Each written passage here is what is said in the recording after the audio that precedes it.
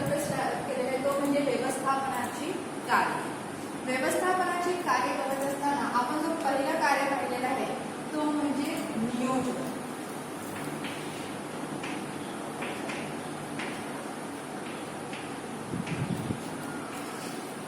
नियोजन म्हणजेच प्लॅनिंग. आपल्याला सर्वांना माहिती आहे की आपण कोणतेही काम जेव्हा करायचं ठरवतो तर त्याच्या आधी आपण त्याची प्रॉपर अशी प्लॅनिंग म्हणजेच नियोजन करतो. इव्हन संघटनाच नाही तर अगदी घरातल्या लहान सहान गोष्टी लहान सहान काम करत असताना सुद्धा आपण प्रत्येक बाबतीत नियोजन करत असतो. फक्त आपण आपल्या घरातले सर्व जे आहेत आई वडील भाऊ बहीण प्रत्येक जण जो आहे तो आपल्या दैनंदिन कामाकरिता तो काय मनात त्या प्रत्येक नियोजन करत असतो, प्लॅनिंग करत असतो आणि त्याप्रमाणे तो ते कामं करत असतो. तेव्हाच काय आहे ती कामे योग्य पद्धतीने आणि वेळेवर पूर्ण होतात. तर प्रत्येकजण नियोजन करत असतो आणि त्या नियोजनानुसार नियोजन करताना काय करत असतो, भविष्याचा अंदाज बांधून किंवा भविष्याचा एक अंदाज घेऊन नियोजन केलं जातं आणि त्यानुसार अंमलबजावणी केली जाते. तर हे आम्ही पाहिलेलं आहे. तर नियोजन म्हणजे काय, तर कोणते काम करायचे आहे, कसे करायचे आहे, केव्हा करायचे आणि कोणी करायचे हे अगोदरच निश्चित करणे म्हणजे नियोजन. कोणते काम करायचे आहे, कोणी करायचे आहे, केव्हा करायचे आहे आणि कसे करावायचे हे जेव्हा आपण अगोदर निश्चित करतो तेव्हा त्याला काय म्हटलं जातं, तर नियोजन म्हटलं जातं. तर नियोजनामध्ये काय की आपण कुठे आहोत, आपल्याला कुठे जायचे आहे, त्याच्यामधील अंतर कमी होते. तर हे सर्व आपल्याला नियोजनामध्ये सांगितलेलं आहे. तर नियोजन आपल्याला सांग नियोजन हा जो आहे तो पहिलं कार्य आहे. व्यवस्थापनाच्या कार्यामध्ये पहिलं प्राथमिक कार्य म्हणजे नियोजन. नियोजनानंतर जो नंबर येतो सेकंड नंबर जो आहे तो म्हणजे संघटन. त्याला ऑर्गनायझेशनचं म्हटलं जातं. संघटन. तुम्ही नियोजन केला, नियोजनामध्ये तुम्ही काय केलात की भविष्यात काय करायचे हे ठरविलात तुम्ही आणि त्यानुसार जेव्हा नियोजन केलं जातं ठरविलं जातं त्याच्यानंतर संघटनेचे कार्य काय असतं, तर हे नियोजित साध्य जे आहे त्याची अंमलबजावणी करणे. जे तुम्ही नियोजनामध्ये ठरवलेलं आहे त्याची अंमलबजावणी करणे हे कशामध्ये अभिप्रेत आहे, तर संघटनेमध्ये. तुम्ही जे काही ठरवलेलं आहे आपल्याला हे करायचं आहे भविष्यामध्ये, उद्या परवा 2 महिन्याने 3 महिन्याने हे करायचं आहे, तर हे जे तुम्ही नियोजित केलेले आहे हे नियोजित साध्य जे आहे ते अंमलबजावणीचं काम कोण करतं, तर अंमलबजावणी हे संघटनेमार्फत केलं जातं किंवा संघटनेमध्ये हे अभिप्रेत आहे. तर संघटनेमध्ये सांगितलेलं आहे की मनुष्यबळ म्हणजे ह्युमन बीइंग, जे मनुष्यबळ जे काम करणारे लोक आहेत, कामगार आहेत, कर्मचारी आहेत, तर मनुष्यबळ, त्याच्यानंतर पैसा आहे, साहित्य आहे, यंत्रसामग्री व काम करण्याच्या पद्धती ही आवश्यक साधन सामग्री आहे संघटनेमध्ये. कोणत्याही संघटनेमध्ये जे महत्वाची साधन सामग्री आहे ते फक्त मालच नाहीये, पैसाच नाहीये, तर मनुष्यबळ सुद्धा आहे, यंत्रसामग्री आहे, पद्धती आहे. तर या ज्या आवश्यक सामग्री आहेत या ओळखणे, त्यांना एकत्र आणणे म्हणजे त्यांना जमा करणे, त्यांचे विभाजन करणे आणि संघटनेची उद्दिष्टे साध्य करण्यासाठी त्यांची योग्य अशी मांडणी करणे या प्रक्रियेला संघटन असे म्हणतात. म्हणजे महत्वाची जी आवश्यक साधन सामग्री आहे आपल्या संघटनेला काम करण्यासाठी काय काय लागणार आहे, कोणकोणती महत्वाची साधन सामग्री आहे ते पहिल्यांदा ओळखणे, त्याच्यानंतर त्याची जमवाजमव करणे म्हणजे त्यांना एकत्र आणणे एका ठिकाणावर, त्याच्यानंतर त्यांचे विभाजन करणे आणि विभाजन केल्यानंतर संघटनेची उद्दिष्टे साध्य करण्यासाठी त्यांची योग्य प्रकारे मांडणी करणे या प्रक्रियेला संघटन असे म्हटले जाते. तर व्यवस्थापन जे आहे उच्चस्तरीय व्यवस्थापनातील लोकांनी तयार केलेल्या ज्या योजना असतात त्या अंमलबजावणीसाठी संघटन हे कार्य महत्वाचे आहे. म्हणजे उच्च स्तरातील व्यवस्थापन जे असतात, जे व्यवस्थापक असतात ते नियोजन करतात, कार्य ठरवतात, पण त्याची अंमलबजावणी जी आहे ती कुठे होते, संघटनेमध्ये होते. तर संघटनाच्या प्रक्रियेमध्ये मनुष्यबळ, भौतिक व आर्थिक संसाधने, माहिती स्रोत या सर्व साधनांमध्ये संक्रमण व संयोजन स्थापित केले जातात. म्हणजेच काय, इन शॉर्ट व्यवस्थापक उच्च स्तरावरील जे व्यवस्थापन आहे ते तिथे बसून नियोजन करतात आणि त्या नियोजनाची अंमलबजावणी जी आहे ते या संघटनामार्फत केली जाते किंवा संघटनाद्वारे करायचे असते. तर संघटना हा शब्द जो आहे तो रचना दर्शविण्यासाठी वापरला जातो. संघटना हा एक घटक किंवा एक समान ध्येय साध्य करण्यासाठी एकत्रित येणाऱ्या लोकांचा समूह आहे. संघटना म्हणजे नेमकं काय असतं? संघटन म्हणजे काय असतं की एक समान ध्येय असतं आणि ते समान ध्येय साध्य करण्यासाठी काही जण एकत्र येतात त्याला संघटना म्हणतात. तुम्ही जेव्हा एक्झाम्पल सांगितलं तुम्हाला समजण्यासाठी म्हणून, तुम्ही जेव्हा कॉलेजमध्ये येता, वर्गामध्ये येता, कॉलेजमध्ये आता तुम्ही 12वी मध्ये आहात, तर जेव्हा तुम्ही वर्गामध्ये येता तर सर्व जेवढे विद्यार्थी आहेत सगळे एकाच गावातून एका घरातून आलेले असतात का? नाही. तर वेगवेगळ्या ठिकाणावर ते आलेले असतात. हे वेगवेगळ्या ठिकाणावरून जे विद्यार्थी आहेत ते एका ठिकाणी येतात, एका वर्गामध्ये बसतात का? कारण त्यांचं सगळ्यांचं जे ध्येय आहे तो एकच आहे, तो म्हणजे 12वी हा जो 12वीचं वर्ष आहे किंवा 12वी जे आहे ते चांगल्या मार्गाने पास होणं हा एकच ध्येय आहे. आणि त्यासाठी सर्वजण तुम्ही काय करता? एकत्र येतात, त्याला म्हटलं आता संघटन. तर आता संघटनेच्या काही व्याख्या आहेत, वेगवेगळ्या विचारवंतांनी दिलेले आहेत. त्यापैकी हे 3 तुम्हाला दिलेले आहेत. पहिली व्याख्या जी आहे पुनी आणि रे यांची व्याख्या आहे. तर त्यांची व्याख्या अशी आहे की संघटना ही एक समान हेतू साध्य करण्यासाठी प्रत्येक मानवी सहयोगाचा प्रकार आहे. काय सांगितलं की संघटना ही एक समान हेतू साध्य करण्यासाठी प्रत्येक मानवी सहयोगाचा प्रकार आहे. एक हेतू असणार आहे आणि त्यासाठी जेवढे लोक जमा होतील त्या सगळ्यांचा त्याच्यामध्ये काय असतं? मानवी सहयोग असतो. त्याच्यानंतर दुसरी व्याख्या आहे कुन्स आणि ओडोनी यांनी दिली. तर ती व्याख्या अशी आहे की संघटनांमध्ये उद्दिष्टे व योजना पूर्ण करण्यासाठी आवश्यक असलेल्या कार्यांचे गट करणे, या कार्यांची जबाबदारी योग्य विभागांकडे सोपविणे आणि अधिकार विभागणी व समन्वय यांची तरतूद करणे या सर्वांचा समावेश होतो. ही व्याख्या आहे कुन्स आणि ओडोनी दिली. काय आहे त्याच्यामध्ये बघा. तर पहिल्यांदा संघटनेची जी उद्दिष्टे आहेत ठरविलेली किंवा योजना ज्या आहेत त्या पूर्ण करण्यासाठी आवश्यक असलेल्या कार्यांचे गट करणे ही उद्दिष्टे आहेत. आपल्याला ही उद्दिष्ट साध्य करायची. मग ही उद्दिष्टे साध्य करण्यासाठी पहिल्यांदा ती साध्य करण्यासाठी जे काही कार्य करायचे आहेत त्या आवश्यक अशा कार्यांचे गट तयार करणे, त्यानंतर या कार्यांची जबाबदारी जी आहे ती योग्य अशा विभागांकडे सोपविणे आणि अधिकार विभागणी व समन्वय, अधिकार कामाची विभागणी व समन्वय यांची तरतूद करणे या सर्वांचा समावेश संघटनमध्ये होतो. त्यानंतर नेक्स्ट व्याख्या जी आहे थियो हायमॅन यांनी दिली. बघा काय आहे. संघटन ही एखाद्या संस्थेतील क्रियांचे अर्थ सांगण्याची, त्यांचे गट पाडण्याची एक प्रक्रिया आहे ज्यात अधिकारानुसार नातेसंबंध निर्माण केले जातात. संघटनांचे कार्य पार पाडताना ती प्रभावीपणे अंमलात आणण्यासाठी त्या व्यवस्थापक कार्यांची माहिती देतो, त्यांची विभागवार विभागणी करतो आणि त्यांची वाटणी करतो.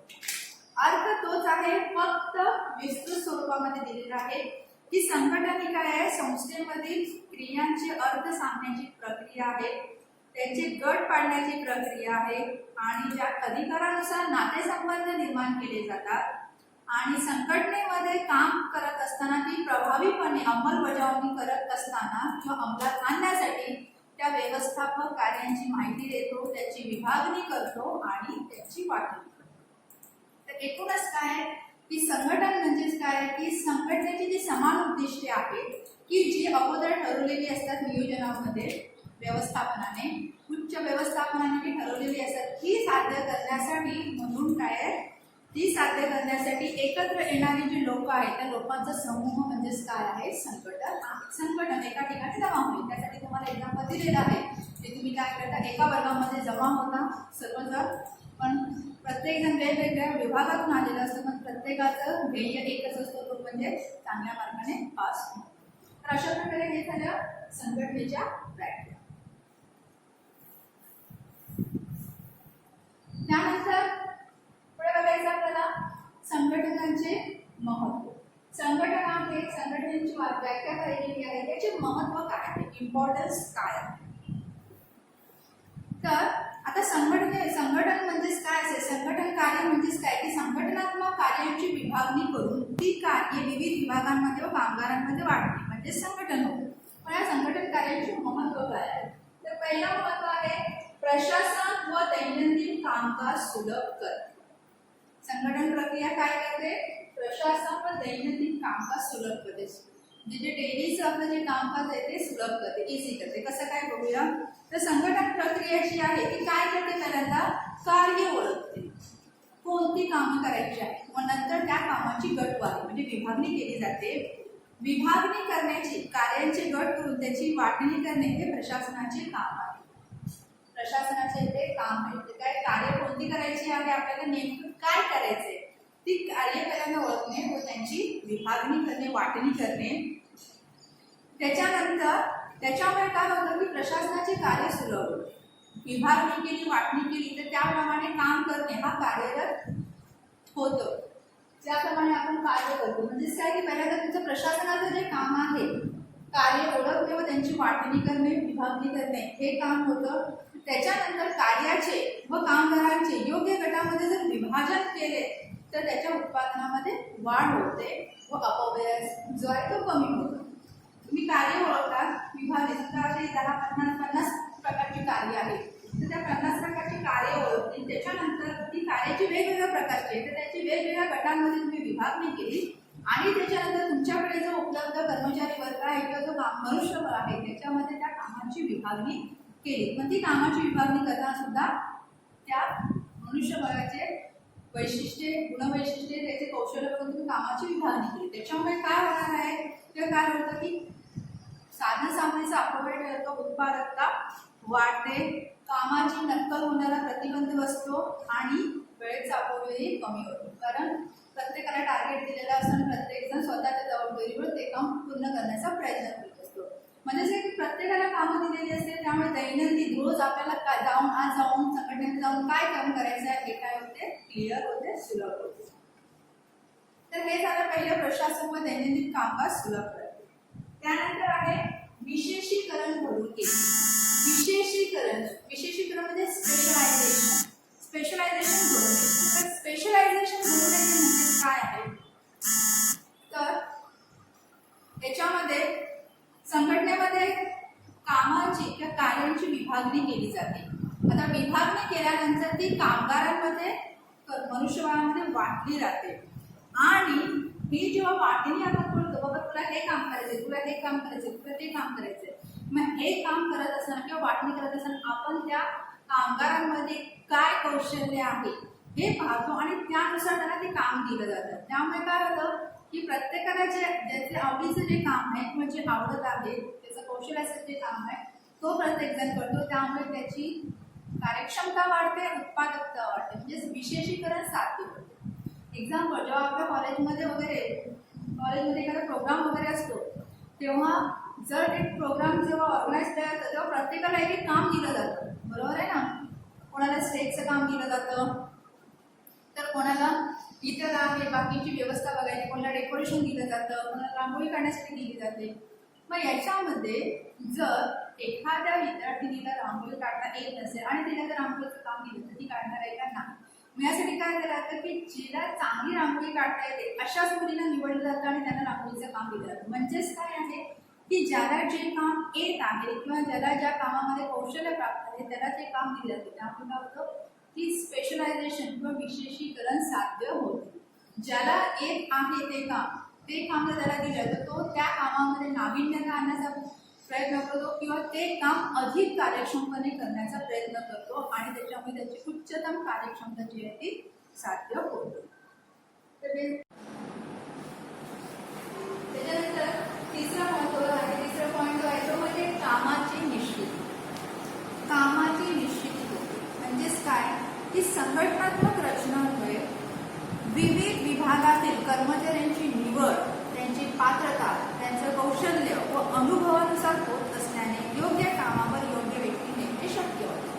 म्हणजेच काय की संघटनेमध्ये, संघटनात्मक रचनेमध्ये काय केलं जातं की विविध विभागामध्ये कामगारांची किंवा कर्मचाऱ्यांची निवड करताना कर्मचाऱ्यांची निवड जी आहे त्याची पात्रता, त्यांचं कौशल्य व त्यांच्या अनुभवानुसार होत असल्याने योग्य ठिकाणी योग्य व्यक्तीची म्हणजे योग्य कामावर योग्य व्यक्तीची नेमणूक शक्य होते. त्यामुळे कामाचे स्वरूप कळण्यास मदत होते व प्रत्येक व्यक्तीची भूमिका स्पष्ट होते. आता योग्य कामावर योग्य व्यक्ती म्हणजे काय? तर योग्य कामावर योग्य व्यक्ती म्हणजे समजा आता संघटनेमध्ये लॅब आहे, लॅबमध्ये काम होणे आहे, त्याच्यानंतर तिथे एका कर्मचाऱ्याची निवड करायची आहे, त्याच्यानंतर अकाउंट विभाग आहे, तिथे एका कर्मचाऱ्याची निवड करायची आहे. तर अशा वेळी निवड करताना कसं करतात, क्वालिफिकेशन बघितलं जातं, त्याची पात्रता पाहिली जाते. तर क्वालिफिकेशन म्हटल्यावर काय, तर एखादा सायन्सचा विद्यार्थी असेल, सायन्समध्ये शिकला असेल आणि एखादा कॉमर्समध्ये शिकला असेल, तर त्याची या पात्रतेचा उपयोग केला जातो. की जर सायन्समधनं आहे तर ठीक आहे, हा लॅबमध्ये काम करू शकतो. कॉमर्समधनं आहे म्हणजे हा अकाउंट विभाग बघू शकतो, डिपार्टमेंट लेखा विभाग बघू शकतो, कारण त्याच्यामध्ये काय त्याची क्वालिफिकेशन आहे. म्हणजे अशा पद्धतीने त्याची पात्रता, त्याच्यानंतर त्याचं कौशल्य पण पाहिलं जातं आणि त्याच्यामध्ये किती अनुभव आहे यानुसार त्या कामावर त्याची विभागणी केली जाते. त्यामुळे प्रत्येकाच्या कामाची निश्चिती होते व प्रत्येक व्यक्तीची भूमिका स्पष्ट होते. त्यानंतर नेक्स्ट जो आहे तो म्हणजे अधिकार व जबाबदारी यांचे स्पष्टीकरण. तर संघटनेमध्ये प्रत्येक व्यक्तीची किंवा प्रत्येक व्यवस्थापकाची भूमिका स्पष्ट केली जाते, पारिभाषित केली जाते. प्रत्येक व्यवस्थापकाला आपल्या अधिकारांचा वापर कसा करावा, ज्यामुळे या अधिकारांचा गैरवापर होणार नाही हे स्पष्ट केले जाते. म्हणजे जशी जबाबदारी, अधिकार व जबाबदारी यांचे स्पष्टीकरण. जेव्हा जबाबदारी दिली जाते तर ती जबाबदारी पूर्ण करण्यासाठी योग्य असे अधिकार दिले जातात, पण त्या अधिकारांचा योग्य वापरच त्या कर्मचाऱ्यांनी करायचा आहे, त्याचा कोणताही गैरवापर करायचा नाही हे सुद्धा त्याला स्पष्ट केलं जाते. म्हणजेच काय आहे की तुम्हाला तुमच्या जबाबदाऱ्या आणि अधिकार दोन्ही स्पष्ट केले जाते. ज्या जबाबदाऱ्या दिलेल्या आहेत त्या पूर्ण करणे वेळेवर, कारण त्याच्यासाठी त्या व्यक्तीला जबाबदार धरलं जाते, त्यामुळे ती कामे वेळेवर करणे आणि जे ती जबाबदारी पूर्ण करण्यासाठी जे अधिकार दिलेले आहेत त्या अधिकारांचा कुठेही गैरवापर होणार नाही हेही त्यांना स्पष्ट केले जाते. त्यानंतर नेक्स्ट जो आहे तो म्हणजे समन्वय स्थापित करणे, समन्वय, कोऑर्डिनेशन. तर संघटनेच्या विविध विभागांमध्ये समन्वय निर्माण करण्यासाठी या कार्याची मदत होते. हे विविध पदांमध्ये स्पष्ट संबंध आणि व्यक्तींमध्ये परस्पर सहकार्य निर्माण करते. म्हणजे समजा संघटनेमध्ये कार्य जर सुरळीतपणे पूर्ण करायचे असेल तर तुमच्या विविध विभागांमध्ये व विविध स्तरावरील व्यवस्थापकांमध्ये समन्वय असणे महत्त्वाचे आहे. म्हणजे जरी वेगवेगळे संघटनेमध्ये वेगवेगळे विभाग असते, या विभागामध्ये 10 लोक आहेत, त्या विभागामध्ये 10 लोक आहेत, त्या विभागामध्ये 10 लोक आहेत, ठीक आहे, प्रत्येक जण आपापली कामे करत आहोत. पण अशा वेळी काम करत असताना एकमेकांमध्ये संबंध चांगले असले पाहिजे, समन्वय प्रस्थापित झालं पाहिजे. जेणेकरून काय होईल की जेव्हा समन्वय असेल तेव्हा संघटनेची सर्व कार्य जे ते सुरळीतपणे पार पाडते. कारण प्रत्येक जण जरी वेगवेगळ्या विभागांमध्ये काम करत असला तरी तो संघटनेसाठीच काम करत आहे आणि एका संघटनेसाठीच काम करत आहे. त्यानंतर नेक्स्ट आहे तो म्हणजे प्रभावी प्रशासनासाठी मदत. आता हे पद जे आहे, हे कार्य जे आहे प्रभावी प्रशासनासाठी मदत. विविध पदे, विभाग, कार्य आणि भूमिका स्पष्टपणे संरचित करते. योग्य कामासाठी योग्य अधिकार व योग्य जबाबदारी सहित योग्य व्यक्तीची नेमणूक करण्याचे काम हे अतिशय काळजीपूर्वक केले जाते. कामाची विभागणी व अधिकारांचे वाटप यातून हे साध्य केले जाते. या सगळ्याचा परिणाम म्हणजे प्रशासन प्रभावी व कार्यक्षम होण्यास मदत होते. म्हणजे योग्य कामासाठी योग्य अधिकार व योग्य जबाबदारी सहित योग्य व्यक्तीची नेमणूक करणे हे थोडं चॅलेंजिंग काम असतं, पण हे करताना अतिशय काळजीपूर्वक केलं जातं. पण हे जेव्हा साध्य केले जातं, हे जेव्हा केले जातं तेव्हा या सगळ्यांचा परिणाम म्हणजे प्रभावी व कार्यक्षम असं प्रशासन होण्यास मदत होते. त्यानंतर नेक्स्ट पॉईंट जो आहे तो म्हणजे वाढ आणि विविधतेसाठी उपयोग. वाढ आणि विविधता. प्रत्येक संघटनेची वाढ सुरळीतपणे आणि कार्यक्षमपणे चालणाऱ्या कामावर अवलंबून असते. म्हणजे जर संघटनेमधील कार्य सुरळीतपणे आणि कार्यक्षमपणे होत असतील तर त्या संघटनेची वाढ हळूहळू होते. स्पष्टपणे परिभाषित केलेल्या भूमिका व जबाबदाऱ्या, विविध स्तरावरील व्यवस्थापनाचे काम करणाऱ्या व्यक्तींमधील समन्वय आणि योग्य नियंत्रण तंत्राचा वापर कामाच्या ठिकाणी कार्यक्षमता आणतात आणि संघटनेची वाढ चांगल्या पद्धतीने होते. जर प्रत्येक विभाग चांगल्या पद्धतीने काम करत असेल, व्यवस्थितपणे कार्यक्षमपणे काम करत असेल तर ऑब्व्हियसली संघटनेची वाढ ही चांगल्या पद्धतीनेच होते. त्यानंतर पुढचा पॉईंट जो आहे तो म्हणजे सुरक्षिततेची भावना निर्माण करते. संघटनात्मक रचना कार्यस्थिती स्पष्ट करते. त्याच्यामध्ये कार्यस्थिती म्हणजे प्रत्येकाची कार्य काय आहे, जबाबदाऱ्या काय आहेत हे स्पष्टपणे नमूद केलेले असतात. त्यामुळे प्रत्येक व्यक्तीला त्याला अनुसरून काम करू शकते, प्रत्येक व्यक्ती त्याला अनुसरून काम करू शकते. कामातील व अधिकारातील स्पष्टतेमुळे कर्मचाऱ्यांचे मानसिक समाधान वाढते. त्याला जर सांगितलं की तुमचं काम काय आहे, तुमची जबाबदारी काय आहे, तुम्हाला कोणते अधिकार आहे, हे जर तुम्हाला सांगितलं असेल तर ऑब्व्हियसली त्या कर्मचाऱ्यांच्या मानसिकतेमध्ये वाढ होते आणि त्याच्यामध्ये सुरक्षिततेची भावना निर्माण होते की आपल्याला पण काहीतरी इम्पॉर्टन्स आहे, आपल्याला पण काहीतरी अधिकार आहे. त्यामुळे तो काय आहे, सुरक्षित सेफ फील करतो, सुरक्षिततेची भावना निर्माण होते. नेक्स्ट जो आहे तो म्हणजे नवीन उपक्रमांना वाव देतो. संघटनेची कार्ये, संघटन जे आहे ती कार्ये पार पाडण्याची कारण व भूमिका स्पष्ट करते. कामगार जे आहेत त्यांच्या नवीन कल्पना वापरून काम करू शकतात. म्हणजेच काय आहे की इथे संघटना जी आहे ते तुम्हाला नवनवीन कल्पना वापरून काम करण्याची भूमिका सुद्धा देतो. यामुळे व्यवस्थापकाला कर्मचाऱ्यांमध्ये विशेष कौशल्य विकसित करण्यासाठी व त्यांच्या ज्ञानवृद्धीसाठी पुरेसा वाव मिळतो. म्हणजेच काय आहे की संघटनेने तुम्हाला कामं दिली, याचा अर्थ तुम्ही जसं सांगितले तसंच करावं असं नाही. जर तुमच्याकडे काही नवीन कल्पना असतील तर त्या तुम्ही विकसित करू शकता, त्या कामामध्ये तुम्ही आणू शकता. तर हे यासाठी तुम्हाला पुरेसं वाव दिलेला असतो, तुमची कौशल्य विकसित करण्यासाठी, तुमच्या ज्ञानवृद्धीसाठी. फक्त संघटनात्मक रचनेच्यामुळेच नाविन्यपूर्ण पद्धतीने कामाच्या पद्धतीत नवीन पद्धत स्वीकारण्यास वाव, म्हणजे पूर्णपणे तुम्हाला एक नवीन उपक्रमांना वाव दिलं जातं. संघटना आहे, काम तुम्हाला दिलेले आहे, अधिकार दिलेले आहेत, मग याचा अर्थ जसं संघटनेने सांगितले तसं ते तसेच करायला पाहिजे, त्याच पद्धतीने करायला पाहिजे असं नाहीये. तुम्ही एखादी चांगली नवीन पद्धत शोधून काढू शकता, एखाद्या नवीन कल्पना आणू शकता, तुमच्या ज्ञानामध्ये वृद्धी करू शकता. म्हणजेच काय की तुमच्या नवीन उपक्रमांना या ठिकाणी पूर्णपणे वाव दिलं जातं. आणि शेवटचा महत्व आहे संसाधनांचा पर्याप्त वापर. संसाधन, आता संसाधनामध्ये आता संघटन कार्य जो आहे तो कामाच्या तपशिलानुसार भिन्न व्यक्तींना भिन्न कार्य काम करते. म्हणजे संघटन जे आहे ते वेगवेगळ्या व्यक्तींना प्रत्येकाला वेगवेगळी कामं दिलेली असतात. यामुळे पहिल्यांदा कार्यांचे विशेषीकरण म्हणजे स्पेशलायझेशन पॉसिबल होतं. अपेक्षित ध्येय जे आहे ते ठरविलेल्या कालमर्यादेमध्ये पूर्ण होते आणि हे अपेक्षित ध्येय जे आहे ठरवलेले ध्येय जे आहे ते ठरवलेल्या कालमर्यादेत साध्य करण्यासाठी कुशल कामगार व इतर संसाधनांचा पर्याप्त वापर केला जातो. म्हणजे कोणत्याही कर्मचाऱ्याची कार्यक्षमता वेस्ट होत नाही. जर एखाद्या कर्मचारी त्याला जर न आवडलेला किंवा कौशल्य नसलेला काम दिला तर तो ऑब्व्हियसली तिथे टाइमपास करणार, त्याचा वेळ वाया जाणार, संसाधने वाया जाणार.